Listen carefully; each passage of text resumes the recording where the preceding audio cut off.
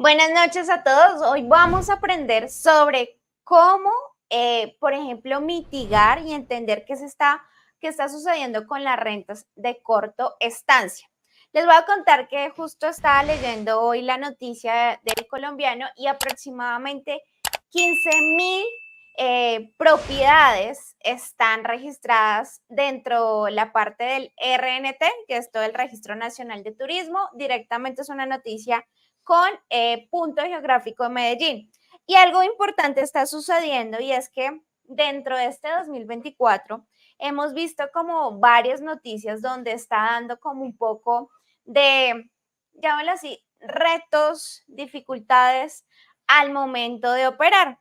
Pues para nadie es un secreto que como hace unos 3 meses atrás hubo un tema también sobre rentas de corta estancia en Medellín y hoy en día pues la misma leyes o los mismos organismos están haciendo como campañas preventivas para certificar a las personas que no aprueben y no certifiquen todo el tema de, o no recertifiquen, sino respalden la explotación sexual en el tema y más enfocado en Medellín. Y acá voy a rescatar algo, no es solamente es en Medellín, también pasa en otros lugares, seguramente pues no se da tan mediáticamente la noticia, pero yo creo que algo acá de pronto nos está hablando de que para el año 2025, ya cerrando 2024, van a haber regulaciones un poco más ajustadas y más hacia las operaciones de estas rentas. Tengan en cuenta que rentas cortas es solamente un plazo máximo de 30 días. Es una renta corta. Entonces yo les voy a leer directamente, aquí hay algo, voy a, voy a compartir rápidamente mi pantalla acá para que podamos de esta práctica, de esta clase, es oiga, ¿qué está pasando con el medio? ¿Sí? ¿Qué está sucediendo en medio de noticias? Porque obviamente llámale así, una situación confrontativa, pues todo lo que salpica en la industria de la renta corta y pues más en la parte de que si tú eres operador o si vas a emprender siendo operador o administrar de propiedades, es importante uno ir más adelante que ir 3 pasos atrás en situaciones que de pronto pues hay que saberlo manejar. Ejemplo, hay dentro de Chabat, y que Chabat es un hotel de otros inversionistas que es un hotel donde se encuentra directamente en San Vicente Ferrer, en Antioquia, y hace nada, estos días que pasó, se certificó el grupo administrativo y operativo del lugar frente a cómo debo actuar frente a si hay situaciones de explotación sexual. Entonces, estas dinámicas están creando pues una mayor campaña, una mayor conciencia, ya que pues no solamente está pasando en un solo lugar, sino en distintos lugares ha ocurrido ciertas ocasiones. Entonces, por ejemplo, algo muy importante está, y dentro de lo que esta noticia destaca, es que New York, en la parte de Manhattan y también en Barcelona, se están habiendo topes o limitantes en el tema de rentas. Entonces, esto también es un llamado de, oiga, necesitamos generar mayor campañas y conciencias para poder enseñar a las personas a tener una cultura, ¿sí? De emergencia, una cultura que tengamos prevención y saber cómo manejar la situación. Entonces, les voy a leer. Edificio en el Poblado anunció que prohibía arrendamientos menores a 6 meses. Expertos dicen que la medida es ilegal. ¿Será el inicio de una ola de nieve de unidades de la ciudad? Entonces, acá habla ¿cómo regular las viviendas de rentas cortas del tipo Airbnb en Medellín? Es una pregunta que lleva años tratando de encontrar respuesta, no solo en Medellín, sino en grandes ciudades del mundo que todos los años reciben millones de turistas que por un lado dejan una inyección económica importante y dinamizan el comercio. Aquí vayamos a rescatar algo. Las rentas cortas no son malas, ¿sí? Lo que es malo, lastimosamente, son las personas que hacen fechorías o hacen temas ilegales que realmente es lo que castigan a este tipo de actividades. Pero veamos acá también factores positivos y entendiendo un poco más la renta corta, ayuda a que la economía también tenga un movimiento, ¿sí? Una inyección, una derrama económica en cierto lugar en específico. Por el otro lado, han alterado las dinámicas urbanísticas y sociales de los barrios y han despelotado el mercado inmobiliario, un despelote que al menos en Medellín no ha podido organizarse. No solamente voy a decir de Medellín, creo que muchas veces también lo vemos en Bogotá, en principales ciudades. Entonces yo creo que no solamente la culpa de una ciudad, sino creo que la responsabilidad de todos, porque esto es directamente una responsabilidad colectiva. Este fin de semana fue noticia que los residentes de una urbanización ubicada en Ciudad del Río habían tomado la decisión de prohibir los arrendamientos inferiores a 6 meses, después de que no solo los vecinos, sino la opinión pública a través de los medios de comunicación conocieran casos de explotación sexual de menores de edad dentro de la urbanización por cuenta de personas extranjeras que se hospedan a través de plataformas por periodos cortos.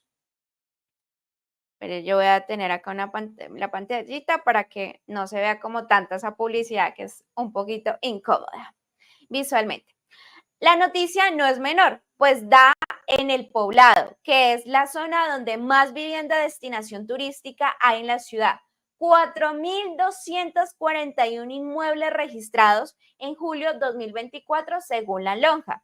Y podría ser el punto de partida para vecinos que consideran que una alternativa prohibicionista como esta podría ser la solución a buena parte de los problemas de convivencia que se dan por este fenómeno. Pero tranquilos que acá no solamente están diciendo prohibición, sino más adelante nos está también generando un síntoma que puede ser mucho más, llámenlo así, costoso o doloroso porque se vuelve como un mercado, llámenlo así, lastimosamente un mercado negro, un mercado que tratan de esconder como el funcionamiento. Al respecto, lo primero que señalan expertos como María Alejandra Pérez, directora jurídica de la Lonja, es que esa decisión que fue tomada por la Administración de la Urbanización de la Ciudad del Río es, al parecer, ilegal. La razón, explica Pérez, es que la norma en Colombia establece que la vivienda turística se entiende para rentas inferiores a un mes y todos los arrendamientos por encima de 30 días se consideran de vivienda urbana. Aquí vamos entendiendo la diferencia de rentas cortas a vivienda urbana. Después de los 30 días ya se considera una vivienda del sector urbano. Y estos son autorizados por la ley. Y no solo no necesita una autorización en el reglamento de la propiedad horizontal, sino que no puede ser prohibido. Eso no quiere decir que los propietarios de un inmueble no pueden restringir las rentas cortas en sus urbanizaciones. Lo que quiere decir es que esta restricción únicamente puede aplicar para rentas menores a 30 días y no a 6 meses, como determinó esta unidad residencial. Sobre este caso, el secretario de Turismo de Medellín, José Alejandro González, expresó que desde la administración distrital respetan las decisiones autónomas de cada unidad residencial, siempre que ésta cumpla con la regulación. ¿Qué puede hacer un edificio? Es como la pregunta que surge en este artículo y es, Pérez enfatiza en que no es que las viviendas turísticas para rentas cortas, menores a 30 días, estén prohibidas o sean especialmente problemáticas, sino que tienen una reglamentación particular que debe hacerse cumplir y esa es precisamente la nuez del asunto, que la norma existe, pero por hoy no hay autoridad ni vigilancia o control suficiente para hacerla cumplir.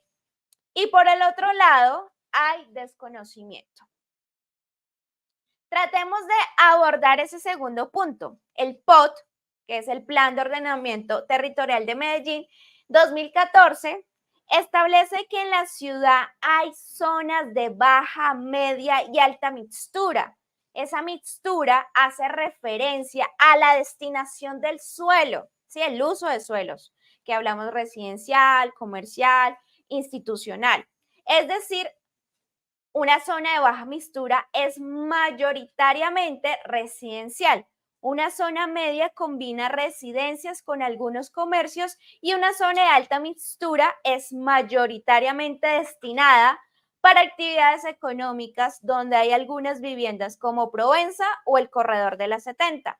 Entonces, lo primero que hay que tener en cuenta a la hora de saber si se puede poner un apartamento como vivienda turística es que esté en una zona de media o alta mistura. De lo contrario, se estaría incumpliendo una norma urbanística. Según un estudio que hizo la alcaldía a principios de este año, en la ciudad había cerca de 7.000 viviendas turísticas en zonas de baja mistura. El segundo paso sería expedir un registro nacional de turismo, RNT, que además de ser exigido por la norma colombiana, es uno de los requisitos para ofrecer un inmueble en plataforma como Airbnb. En Antioquia hay más de 15.000 viviendas turísticas con RNT. Maravilloso acá hay estos datos que vemos que porque sucede que el valor del arriendo sube tanto porque pues obviamente acá hay un negocio muy atractivo detrás de todo este tema de rentas cortas. Para expedir este registro, el propietario debe aclarar si el reglamento de la propiedad horizontal permite viviendas de este tipo.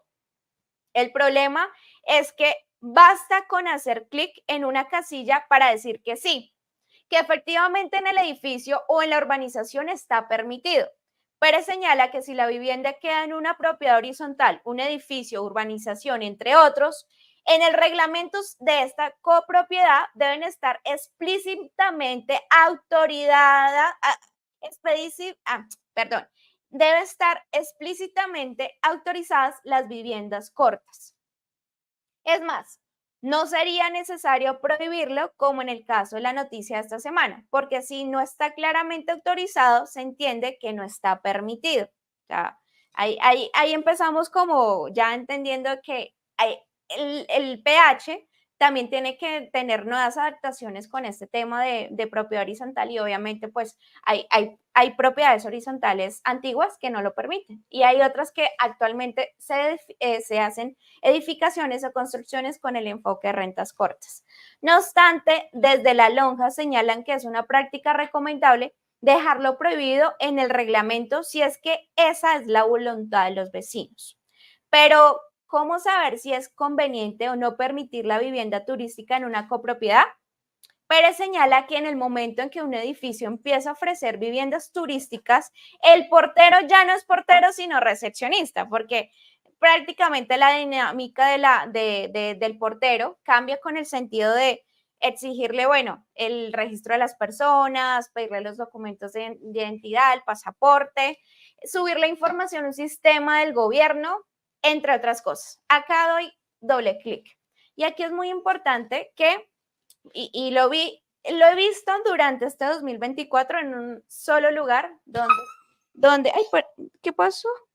Eh, por allá se lastimó, perdón, donde hay un edificio aquí ubicado en Ibagué y recuerdo mucho que la persona que estaba dando allí todo el tema no de recepción, sino portería, es una persona que me aterró, estaba pidiendo pasaporte, estaba pidiendo pues el control de las placas del vehículo, quién era, todo. Entonces prácticamente acá vemos que también las autoridades y más en el rubro de seguridad, todas las empresas, ya tienen que entrar un poquito más a cercanía de que no solamente es darle permiso o apertura a un carro o corroborar si la persona vive allí o no, sino se vuelven unos aliados y unas personas que cumplen un papel muy importante acá, que no solamente es, bueno, sí tengo el portero allí y está de adorno, no, con todo respeto, pero más allá de eso,